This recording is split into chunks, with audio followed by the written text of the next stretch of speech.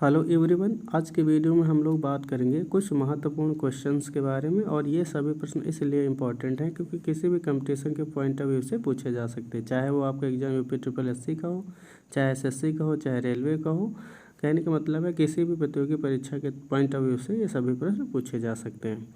तो चलिए वीडियो को शुरू करते हैं। देखते हैं, हमारा सबसे पहला प्रश्न दिया गया है कि एक ही प्रकार का परमाणु किस में मिलता है। तो जो प्राकृत तत्व होता है यानी जो नेचुरल एलिमेंट होता है उसमें एक ही प्रकार के परमाणु पाए जाते हैं, या ऐसे बोल सकते हैं कि जो तत्व होते हैं वो समान प्रकार के परमाणुओं से मिलकर बने होते हैं। अगला प्रश्न है कि वायु क्या है। तो बच्चों, वायु एक प्रकार का मिश्रण होता है, ठीक है, क्योंकि देखा होगा वायु में तमाम तरीके की गैसें आपस में मिक्स होती है, जैसे N2 O2 CO2 या अदर जो भी आपकी गैसें हैं वो वायु में इन्वॉल्व होती हैं। तो यहाँ पर वायु एक प्रकार का मिश्रण हो जाएगा। अगला प्रश्न है कि अमोनिया क्या है। तो बच्चों, अमोनिया एक रासायनिक यौगिक है। अमोनिया का सूत्र होता है NH3, अणुभार होता है 17, और ये नाइट्रोजन के एक स्थायी हाइड्राइड है और इसे असुर गैस के नाम से जाना जाता है, ठीक है। अब इसके बाद में हम लोग बात करते हैं अगले प्रश्नों की ओर। तो यहाँ पर अगला प्रश्न है आपका, हीरा क्या है। तो हीरा एक प्रकार का क्या है, तत्व है। और हम जानते हैं कि कार्बन के 3 प्रमुख अपरूप होते हैं, हीरा, ग्रेफाइट और फुलेरिन। फुलेरिन को बकमिंस्टर फुलेरिन भी कहा जाता है। तो यहाँ पर हीरा क्रिस्टली स्टेज में पाया जाता है, जो कि एक प्रकार का क्या है, तत्व है। अगला प्रश्न है, जल एक यौगिक है क्योंकि इसमें रासायनिक बंधों से जुड़े हुए 2 भिन्न तत्व होते हैं। मतलब पूछा गया जल क्या है। तो जल एक प्रकार का यौगिक है और इसकी खासियत क्या है, तो इसमें जो रासायनिक बंध के माध्यम से 2 भिन्न तत्व एक मतलब पर्टिकुलर सेंट्रल एटम से जुड़े होते हैं। जैसे हम बात करते हैं जल के सूत्र की, तो जल का सूत्र क्या होता है, H2O होता है। तो यहाँ पर ऑक्सीजन से 2 हाइड्रोजन के परमाणु इस तरीके से एकल बंध द्वारा जुड़े होते हैं और इसमें 2 लोन पेयर इलेक्ट्रॉन ऑलरेडी पाए जाते हैं। तो यही पूछा गया था। अगला प्रश्न है, 2 या 2 से अधिक शुद्ध पदार्थों को किसी भी अनुपात में मिला देने से क्या बनता है। तो बच्चों, मिश्रण बनता है। मतलब 2 या 2 से अधिक पदार्थों को अगर हम निश्चित अनुपात में मिलाएंगे तो आपका क्या बनेगा, यौगिक बनेगा। जैसे H2 है, इसमें क्या होता है कि हाइड्रोजन और ऑक्सीजन को 1:8 में मिलाना होता है, तो यौगिक बनता है। लेकिन अगर अनिश्चित अनुपात में मिलाया जाएगा तो मिश्रण बनेगा, ठीक है। यही पूछा गया था आपसे। अगला प्रश्न हम लोग देखते हैं कि ऐसे तत्व जिनमें धातु और उपधातु दोनों के गुण पाए जाते हैं, ऐसे तत्व जिनमें धातु और अधातु दोनों के गुण पाए जाते हैं उनको क्या कहा जाता है, उपधातु कहा जाता है। यानी कि जो उपधातुएं होती है उसमें धातु और अधातु दोनों के गुण पाए जाते हैं। अगला प्रश्न है, विरंजक चूर्ण क्या है। तो ये एक प्रकार का क्या होता है, यौगिक होता है। और इसका सूत्र क्या होता है, तो सूत्र होता है CaOCl2, ठीक है। रासायनिक नाम क्या होता है, तो कैल्शियम हाइपोक्लोराइट होता है। अगला प्रश्न है, बारूद होता है। तो बारूद एक प्रकार का क्या है, मिश्रण है, ठीक है। अगला प्रश्न है कि वह वैज्ञानिक जिसने परमाणु सिद्धांत की खोज की। तो परमाणु सिद्धांत की खोज करने वाले वैज्ञानिक का नाम है जॉन डाल्टन, ठीक है। ये आपको ध्यान रखना है कि परमाणु सिद्धांत जो है ना, शुरुआत में जॉन डाल्टन नामक साइंटिस्ट ने दिया था। ये आपका अगला प्रश्न है कि परमाणु के नाभिक में कौन कौन से कण होते हैं। तो बच्चों, परमाणु के नाभिक में 2 कण होते हैं, प्रोटॉन और न्यूट्रॉन, ठीक है।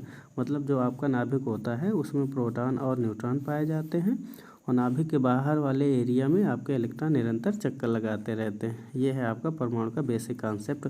और ओवरऑल अगर हम बात करें, इलेक्ट्रॉन, प्रोटॉन और न्यूट्रॉन ये तीनों प्रमुख यानी कि मूल कण हैं परमाणु के, ये भी आपको ध्यान रखना है। अब इसके बाद हम लोग बात करते हैं अगले प्रश्न की, किस प्रकार की अभिक्रिया से सबसे अधिक हानिकारक विकिरण पैदा होता है। तो नाभिकीय विखंडन के माध्यम से सबसे अधिक विकिरण देखा जा सकता है। अगला प्रश्न है, सूर्य से ऊर्जा उत्सर्जित होती है किस प्रोसेस के तहत। तो नाभिकीय संलयन प्रोसेस के तहत सूर्य से ऊर्जा उत्सर्जित होती है। इसके बाद में अगला प्रश्न है, कौन सा पदार्थ नाभिकीय रिएक्टर में मंदक का काम करता है। तो भारी जल नाभिकीय रिएक्टर में मंदक का काम करता है। भारी जल का सूत्र होता है D2O और इसका जो अणुभार है वो होता है 20, ठीक है। और इसे हम ड्यूटेरियम का ऑक्साइड भी कहते हैं और इसी का इस्तेमाल नाभिकीय रिएक्टर्स में मंदक के तौर पर किया जाता है, ठीक है। इसके बाद में हम लोग अगले प्रश्न की तरफ बढ़ते हैं। हमारा अगला प्रश्न है कि विखंडन की प्रक्रिया उत्तरदायी होती है। तो विखंडन की जो प्रक्रिया है वो परमाणु बम में ऊर्जा मुक्त करने के लिए उत्तरदायी होती है। कहने का मतलब है विखंडन प्रोसेस के तहत जो परमाणु बम होते हैं उनमें ऊर्जा का एक तरीके से सिक्रीशन होता है। अगला प्रश्न है कोबाल्ट 60 आमतौर पर विकिरण ऊर्जा चिकित्सा में प्रयुक्त होता है क्योंकि यह उत्सर्जित करता है। मतलब कोबाल्ट 60 आमतौर पर विकिरण चिकित्सा में प्रयुक्त होता है। क्यों? क्योंकि इससे गामा किरणें उत्सर्जित होते हैं। ये आपको ध्यान रखना है। ठीक है, अब हम लोग अगले प्रश्न की तरफ बात करते हैं। अगला प्रश्न है कि हाइड्रोजन बम किस सिद्धांत पर काम करता है। तो बच्चों हाइड्रोजन बम अनियंत्रित संलयन अभिक्रिया पर काम करता है। आपसे पूछा जाए कि आपका परमाणु बम किस सिद्धांत पर काम करता है तो आपको बताना है नाभिक विखंडन प्रक्रिया के तहत काम करता है। और हाइड्रोजन बम किस सिद्धांत के आधार पर काम करता है तब बताना है आपको अनियंत्रित संलयन अभिक्रिया के तहत काम करता है। अगला प्रश्न है एक रेडियोधर्मी पदार्थ की अर्धायु 10 दिन है, इसका क्या मतलब है। एक रेडियोधर्मी पदार्थ की आयु 10 दिन है, इसका क्या मतलब है ये बताना है। तो मतलब हो जाएगा पदार्थ का 3/4 भाग का विघटन 20 दिनों में हो जाएगा। यानी कि पदार्थ के 3/4 भाग का विघटन 20 दिनों में हो जाएगा, ये हो जाएगा इसका मतलब। ठीक है, इसके बाद में हम लोग अगले प्रश्न की तरफ बढ़ते हैं। एक रेडियोधर्मी तत्व जिसके भारत में बड़े भंडार पाए जाते हैं तो ये आपका थोरियम हो जाएगा। थोरियम का सिंबल होता है TH, परमाणु क्रमांक होता है 90। तो मतलब थोरियम के भारत में बड़े भंडार पाए जाते हैं।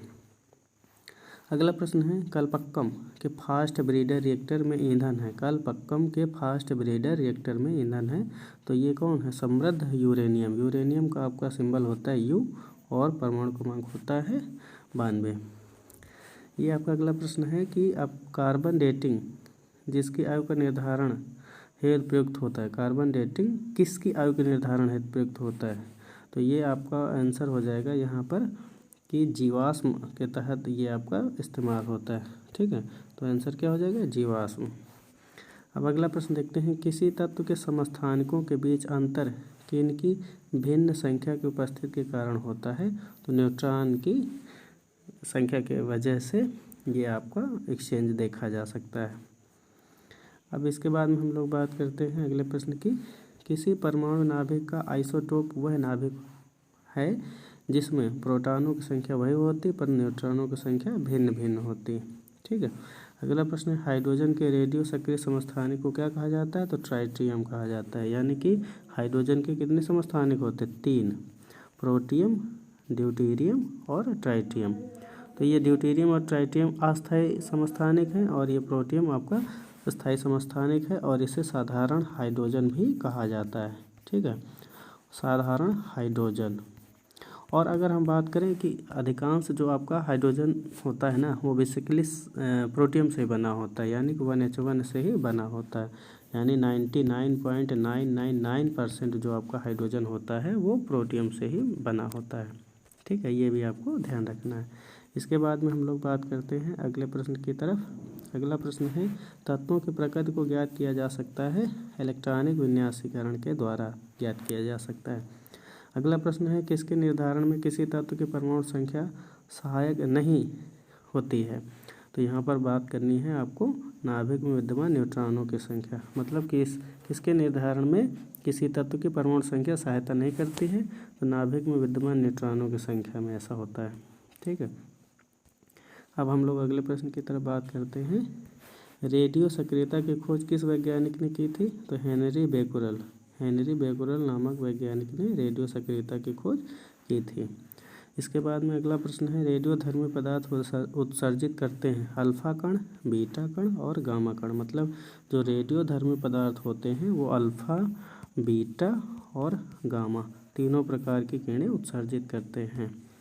इसके बाद में हम लोग बात करते हैं अगले प्रश्न की कि अल्फा और बीटा किरणों की खोज किसने करी थी तो रदरफोर्ड नामक वैज्ञानिक ने की थी। अगला प्रश्न है किस वैज्ञानिक ने गामा किरणों की खोज की तो गामा किरणों की खोज भी रदरफोर्ड ने करी थी। मतलब अल्फा, बीटा और गामा तीनों किरणों की खोज रदरफोर्ड नामक वैज्ञानिक ने की थी। अल्फा किरणें क्या हैं तो ये आपके हीलियम आयन है अल्फा किरणें। बीटा किरणें क्या हैं तो ऋणावेशित कणों से बीटा किरणें बनी होती हैं। इसके बाद में हम लोग अगले प्रश्न की तरफ बढ़ते हैं।